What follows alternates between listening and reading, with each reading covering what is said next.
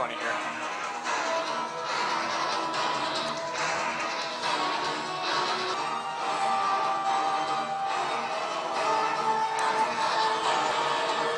I'll tell you in a minute. I'll tell you in a minute, okay?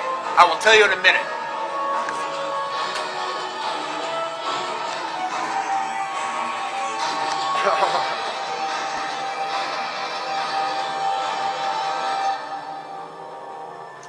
Stay tuned, bitches. Okay, I gotta spend at least just one. Whoa. Boy! I gotta spend just a minute here to square something away, alright? I'm a little late with Ravager, okay? I was supposed to have seen it a couple weeks ago, but I just saw it today. What is today? Today's the, whatever today is. Today, October the 16th, alright? Now, here's the thing, okay? All these reviewers, okay? Look, I don't want to be one of those old guys that says, well, the kids today don't, well, I'm just going to have to be that guy, because the kids today don't know shit, alright? And look, guys, I know you guys mean well, and, you know, you guys put a lot of production value in your reviews and stuff, and this, that, and that. I mean, you spend a lot of time on this, alright? You know, I'm going to try to do the same thing you guys are doing, minus all of that lack of experience baggage that you guys lug around. Okay, so here's what I'm gonna try to. All right, I've heard so many things about Ravager. You know, it's over CGI or it's or the biggest one is, God, there's all these timelines here that are kind of parallel and it kind of didn't make any sense. And I'm like, is this your first trip with Phantasm? Apparently it is. Okay, because I mean, really. The title of all of these kind of explains everything, okay? But that basically means anything goes. But I don't want to try and wrap everything up for you that well, okay? I mean, I've heard everything from well, they're going north, so it's like heaven, and look. Here's the thing, okay?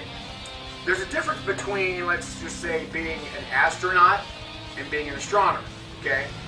The ones that go and do and experience, and the guys that do, that do the academic side of things, and they're both they're both really important things for understanding, the totality of a thing, and that's great, okay, but they are two very, very different things, even though to someone on the outside looking in, these guys are experts. Well, one's an expert from doing, okay, so I'm just going to tell you from this point, or even better than that, okay, there's a difference between being a soldier in a war and being a war historian, alright?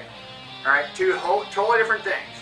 War historians are great. They're great for all kinds of different things, okay? You can learn all kinds of different things that, the warriors will go to the historians to check, facts. That's great, okay? So, now I'm going to go ahead and do something that's not done because apparently nobody else, okay, is over the age of 25 that's doing reviews.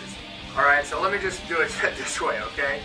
I happen to be in the same age group as Mr. Michael Baldwin, Michael Baldwin. I don't know if they call him Mikey, Michael, or A. I don't know. Okay, but anyway, I'm a Generation X, a Gen Xer, and I'm guessing so is he. He's only a couple years older than I am, alright? And I'm going to tell you this. Experiencing Phantasm is like the starting point, especially as a kid. If you were under the age of 20 when Phantasm came out in 79, okay, the character, you're living vicariously differently than any other adventure that a young man or a young teenager could ever have done. I've never even seen anything like it since. Ever. You got, little boys doing Never-Ending Story, and that's cute, and we got teenagers in Power Rangers, and that's cute, but Phantasm involves a 12, 13-year-old boy who's driving a CUDA, who's shooting guns, who's dealing with, oh my God, I'm going to die. I'm really going to die, because this is really, really horrible stuff. That's what captivated us. And if you weren't there at the time, there's something you're missing that you just don't understand, and that's, I can never put that into your head. I wish I could.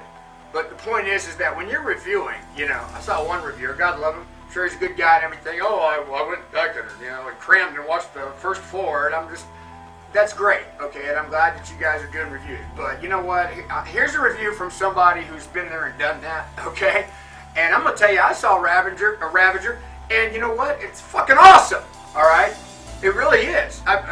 For little nitpicky things that I don't give a shit. Like I said 2 years ago when I first saw the trailer, okay, I went through and I said, I don't give a shit. I don't care who does. I want to see these guys, and I want to see them, I want to see this story go on in some way. And it was great. It was a hell of a lot better. I heard one reviewer say, hey, it's got some good stuff, but just don't go in with high expectations. I went in with just whatever, and I loved it. I really did. And the reason why I loved it is because I actually got it. I actually understand it. See, there's one thing about being bewildered by Phantasm, having to wait 10, 12 years for a sequel, and then another 7 or 8 years or whatever. I mean, you go over years, you're just it's like, oh, man, trying to figure things out. And what? I'm sure when Don Coscarelli, when those guys made it, when they were doing it, filming it to what, 77, 78, filming a really kick-ass new sci-fi horror movie, but I don't think he ever planned on continuing it. So I'm sure he's adding to it. He's continuing the story as he goes along, okay? It's not like he's playing this all out at first, but then again, he didn't need to. What he did, he really covered his ass well by calling it Phantasm, okay? And if you don't know what the word means, just watch the movie again, at the beginning of the movie on the DVD, and it gives you the dictionary definition of the word phantasm. All right, so it means all things go, and this predates, Nightmare on Elm Street, which I love and everything. It's great, okay, but is it real? Is it not? Is it it predates all these other movies with time loops and inconsistencies and that you're trying to figure out. This one started tackling that before any of them did. Okay, that's what I love about it. All right. I mean, to me, I'd say, I don't know, between the tall man and Pinhead, that's a tough call, But the tall man is a bad motherfucker. Okay. So anyway, point is, for anybody who's, I don't know, I don't say out of diapers. I don't want to be mean to the young guys, but anyway, for anybody who's remembers anything, okay, about at least the original Phantasm, you'll get it. Now, I encourage everybody, if you call yourself a sci-fi horror fan and you haven't seen the Phantasm movies, then you're a day late, dollar short, son. So you need to get on it. All right. So it's never too late to get into it. But man, come on. This is I love the hell out of it. I just finished watching it, and it's at it now. I've got all of them, and I'm gonna watch it again and again and again, and you can't just watch Phantasm 1 through 4 and then go, oh, okay. You can't possibly go, oh, okay, from 1 to 2 that you even understand some of the inconsistencies that you think. From 2 to 3, you can't. Okay, you have to stew over these things. You have to, you have to watch them several times. That's the other thing too. I mean, I've seen, Phantasm. Oh my, I don't know how many times I've seen it. I really don't know. I mean, more than 30 times, I'm sure, in my life, and in each one, I've probably seen, 2, I've probably seen Phantasm 2, I don't know, 15 times. I've probably seen 3, 20 times, you know what I mean? Oblivion, probably another 30 times, or maybe even 40 times. That's, to me, Oblivion and the first Phantasm were just like, neck and neck for me. And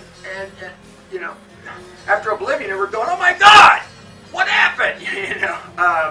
And Reggie disappears, and they're like, oh my God, he continues to fight. Oh my God, what's going on? And they picked it up, and I think Hartman did a pretty good job. I mean, I honestly was a little, I was a little concerned. I was thinking, well, it's not Don Coscarelli, but it is, but it's not, But he did a great job telling the story. I don't know if he wrote all of it, himself. If he did, that's great. But I will also tell you this, youngins, okay? There's a guy you probably heard of. He's been making a couple of big movies lately, the past decade or so. You might have heard of him. He's also a huge Phantasm fan. Why? He's a Gen Xer, and he knows good horror when he sees it. Okay. What's his name? Oh God. J.J. Abrams. That guy. Okay. So, and there's a lot of guys just like him. All right. So, give it a shot if you've never seen it. All right. But if you have seen the first one, you remember those, and just just keep going. These are great. you know, this is awesome, and it's really sad. I'm so happy that I got to meet those guys when they were in town in Dallas in 2015, a year and a half ago or so, briefly. It was just, you know, it was packed. It was packed, you know, for so many little bad reviews from these people. You know, maybe you should go to some of these you know, Phantasm events. Well, they're probably over now, but you know what? They're always packed the house, and there's a reason for that. There's a reason why these are cult classics, okay? All right, because they're classics, okay? Anyway, that's all I'm saying. So for all you guys that, and your big production value and everything, you know, that's great.